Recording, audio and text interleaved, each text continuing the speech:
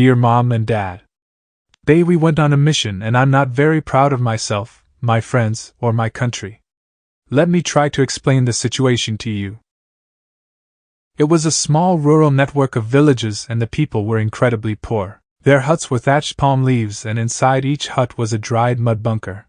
My unit commanders, however, chose to think these bunkers are offensive, so we were ordered to burn the huts to the ground. When the 10 helicopters landed this morning, we were firing the moment we hit the ground. We fired into all the huts we could, and it was then we were ordered to burn them to the ground and take all men old enough to carry a weapon and put them on the choppers to be taken away for interrogation. The families did not understand this as the Viet Cong filled their minds with tales saying the GIs kill all of their men. So everyone is crying, begging, and praying that we don't separate them and take their husbands, fathers, sons, and grandfathers. The women all wail and moan and watch in terror as we burn all of their homes, personal belongings, and food. Some of our men were careless. Today a buddy of mine called for an old man to come out of a hut. He then told the old man to move away from the hut, and since we had to move quickly during the sweep, my buddy threw a hand grenade into the shelter. As he pulled the pin, the old man got excited and started jabbering and running towards my buddy and the hut. AGI, not understanding, stopped the old man with a football tackle just as the grenade landed inside the shelter. After he threw it, and we all ran for cover, we all heard a crying baby from inside the shelter. There was nothing we could do.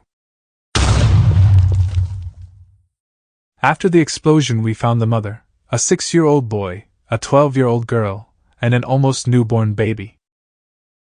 That's what the old man was trying to tell us. It was horrible. The children's fragile bodies were torn apart, mutilated. We looked at each other in silence and burned the hut. The old man was just whimpering in disbelief outside the flames as we walked away and left him there. I can never forget my final sight of him.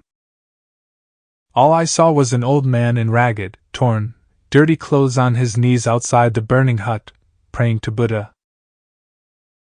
Well, Dad, you wanted to know what it's like here. Does this give you an idea? Excuse the poor writing, but I was pretty emotional, I guess even a little shocked. Your son.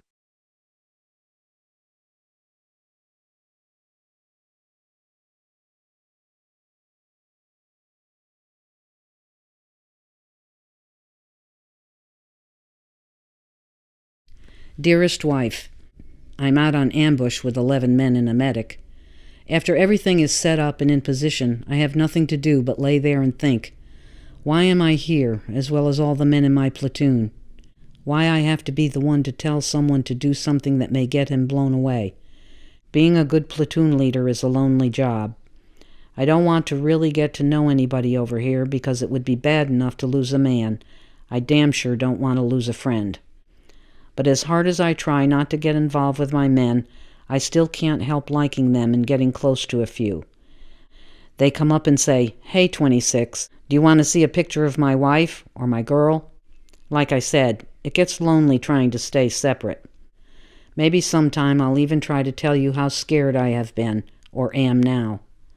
There is nothing I can do about it but wait for another day to start and finish. All my love always, Dean.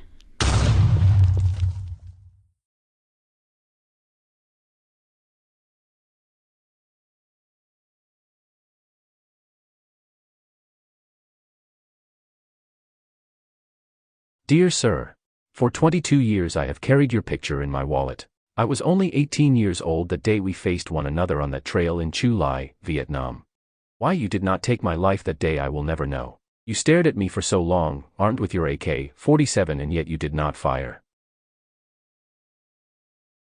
Forgive me for taking your life. I was reacting just the way I was trained, to kill VCS or gooks. Hell, you weren't even considered human, just a gook or target, one and the same.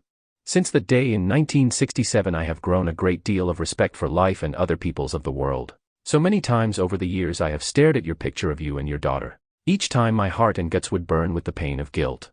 I have 2 daughters myself now. One is 20, the other is 22, and has blessed me with 2 grandchildren, ages 1 and 4. Today I visit the Vietnam Veterans Memorial in D.C. I have wanted to come here for several years now to say goodbye to many of my former comrades. Somehow, I hope and believe they'll know I'm here. I truly loved many of them, as I'm sure you loved many of your former comrades. As of today, we are no longer enemies. I perceive you as a brave soldier defending his homeland. Above all else, I can now respect the importance that life held for you. I suppose that's why I'm able to be here today. As I leave here today, I leave your picture in this letter. It's time for me to continue the life process and release my pain and guilt. Forgive me, sir, I shall try to live my life to the fullest, an opportunity that you and many others were denied. I'll sign off now, until we meet again in another time and place. Respectfully, the 101st Airborne Division, Richard A. Luttrell.